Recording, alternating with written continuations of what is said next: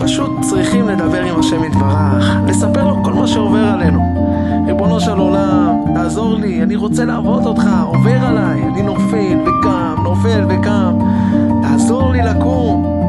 צריכים להבין שהשם יתברך שומע כל דיבור, כל תפילה מאיתנו, והוא רוצה לעזור לנו, הכל על ידי תפילה. רבנו הקדוש רבי נחמן מברסלב מלמד אותנו על כל יום וכל רגע הוא מלמד אותנו איך זוכים להיות יהודי.